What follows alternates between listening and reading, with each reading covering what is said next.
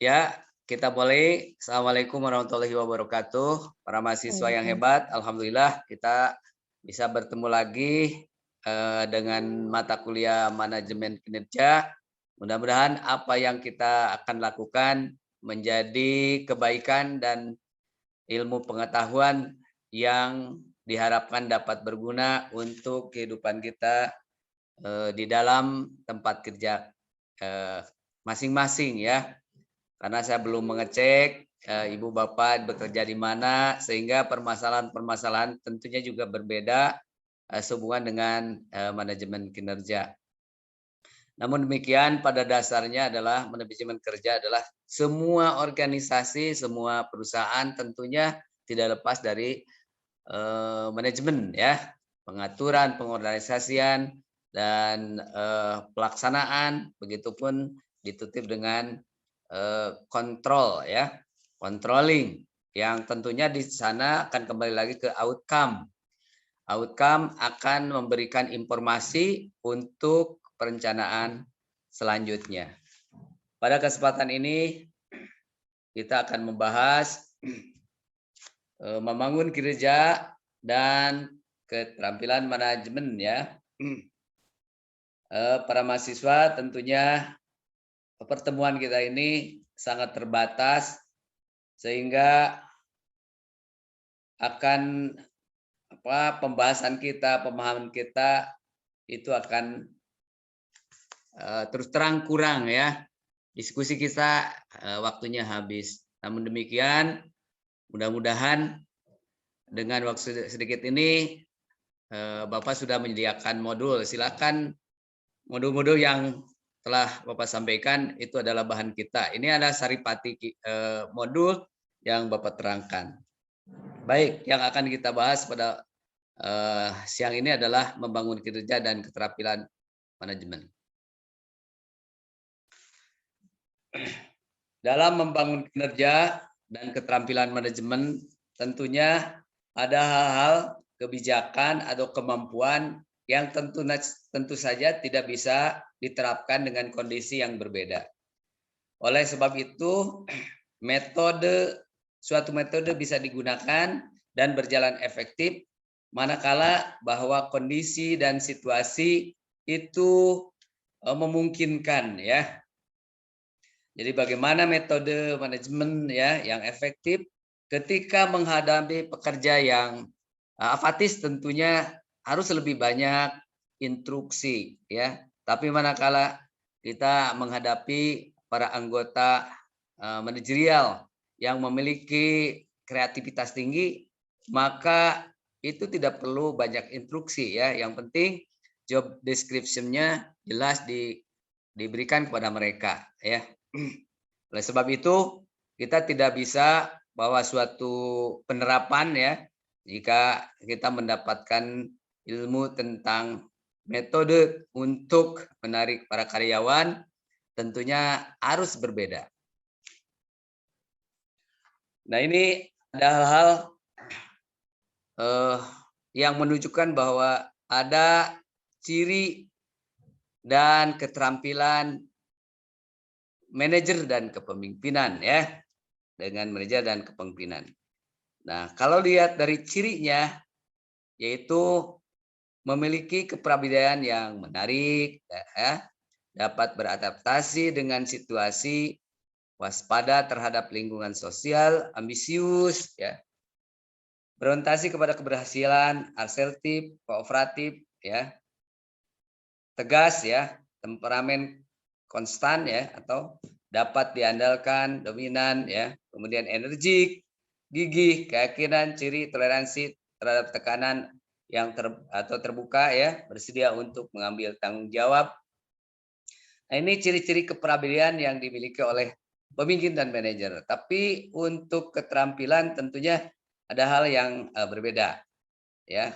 Keterampilan yang dimiliki diantaranya ya cerdas, ya, terampil, kreatif, diplomatis, ya, dan bijaksana, fasih berbicara, ya, memiliki pengetahuan tentang pekerjaan, teratur, kemampuan, ya, persuasif, ya, tampil secara sosial.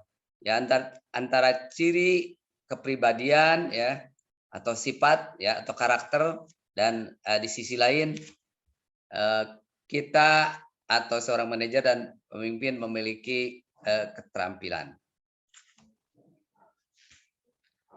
Kemudian aspek ciri ya untuk berkinerja, di antaranya ada 9 yang disampaikan bahwa seorang yang memiliki ciri di antaranya energik dan toleransi terhadap tekanan ya.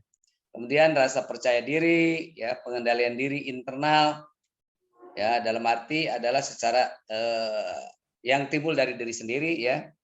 Kemudian kestabilan dan kematangan emosional, memiliki integritas pribadi, motivasi, kekuasaan.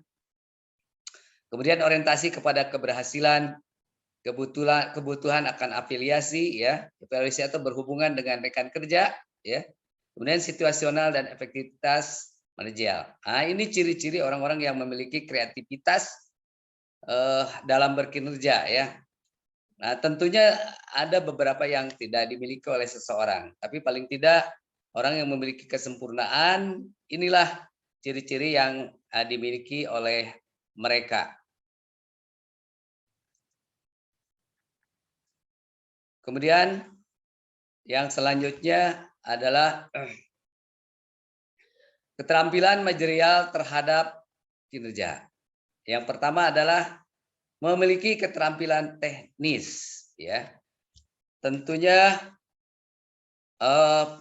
keterampilan teknis ini perlu dimiliki baik oleh para manajer atau karyawan ya dalam proses bekerja. Ya, dalam hal ini sesuai yang keterampilan yang sesuai dengan yang mendukung spesifikasi pekerjaannya ya.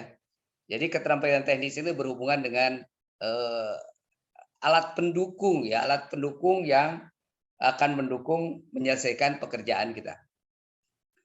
Kemudian keterampilan konseptual. Ya, tentunya kita harus bisa membaca instruksi yang berupa informasi ya. Tentunya berupa konsep ya, yaitu kemampuan analisis, berpikir logis ya. Kemudian pemikiran yang edukatif dan edukatif ya. Induktif dan deduktif. Induktif secara umum ya, dan kemudian ke khusus dan sebaliknya. Deduktif secara khusus menuju pada pemahaman secara umum. Kemudian yang ketiga, keterampilan hubungan antar pribadi. Tentunya dalam hal ini bahwa di suatu organisasi atau perusahaan kita berhubungan dengan berbagai aspek pribadi ya. Kita berhubungan dengan para manajer, kita berhubungan dengan rekan kerja, kita berhubungan dengan tentu kalau kita memiliki staf ya. Nah, ini tentunya kemampuan berkomunikasi ya, bagaimana menyampaikan tentang fungsi tugas ya. Ini memiliki harus memiliki tingkat komunikasi yang baik. Jika kemampuan komunikasi kita lemah, tentunya apa yang kita sampaikan tentunya tidak akan efektif ya, bahkan akan menjadi kesalahan yang fatal. Oleh sebab itu, hubungan yang berhubungan dengan kemampuan komunikasi perlu kita pahami jika kita diposisikan sebagai manajer atau orang yang memiliki hubungan dengan yang lain. Tentu saja kita juga sebagai pribadi, sebagai karyawan yang memiliki atasan ya, kita harus bisa komunikasi jika ada permasalahan tentang tugas dan fungsi tidak dipahami ya. Jika tidak memiliki kemampuan hubungan komunikasi, tentunya apa yang kita kerjakan ya, kita bingung ini kerjanya apa dan bagaimana, tentunya akan menjadi kesalahan fatal dan nantinya akan menjadi kerugian yang luar biasa untuk perusahaan, dan kita juga mungkin akan terjadi hal yang tidak diinginkan ya. Mungkin kita dikeluarkan sebagai anggota di perusahaan itu.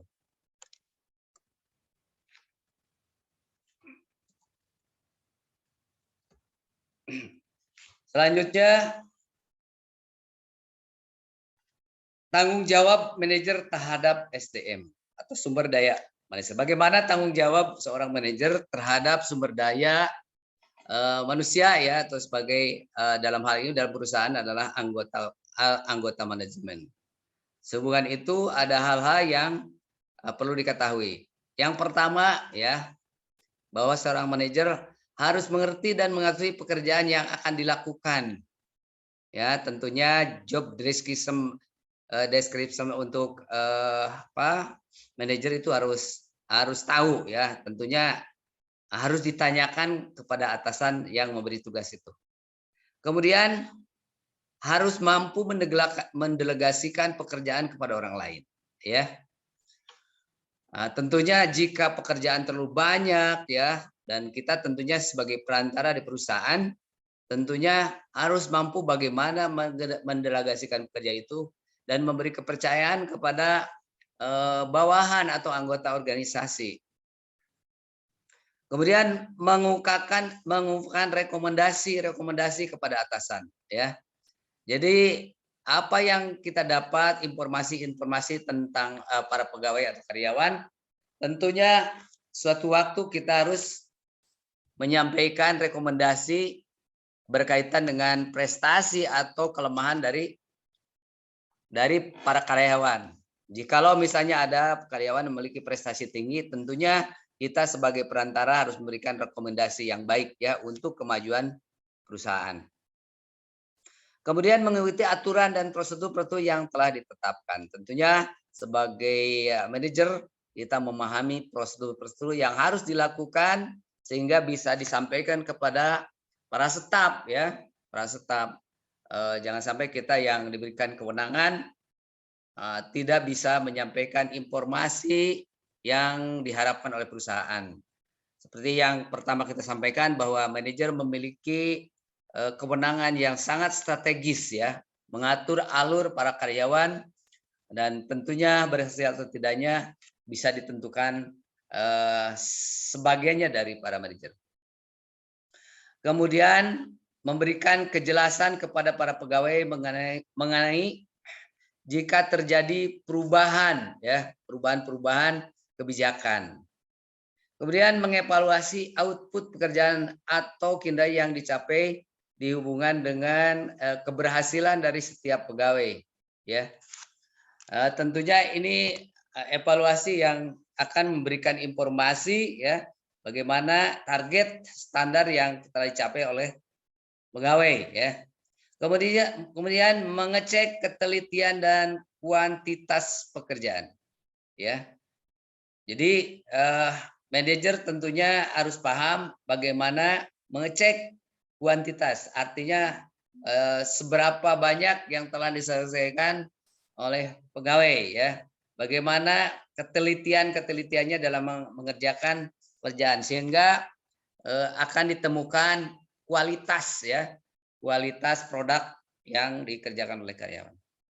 Kemudian terus-menerus mencari keterangan mengenai perkembangan ya. Selanjutnya meminimalisir beban maksimal. Artinya apa yang menjadi beban dalam perusahaan. Tentunya kalau berhubungan dengan SDM bahwa ada pekerja yang bolos atau tidak maksimal dalam melakukan target, nah ini akan menjadi beban perusahaan. Nah ini harus diusahakan seminim mungkin bisa terjadi.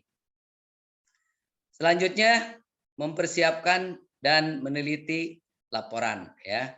Setiap laporan tentunya harus diteliti kebenarannya dan perlu konsultasi dari data tersebut dengan fakta yang sebenarnya sehingga kita tidak mendapatkan data yang bias ya. Tidak begitu saja menerima laporan dari para karyawan.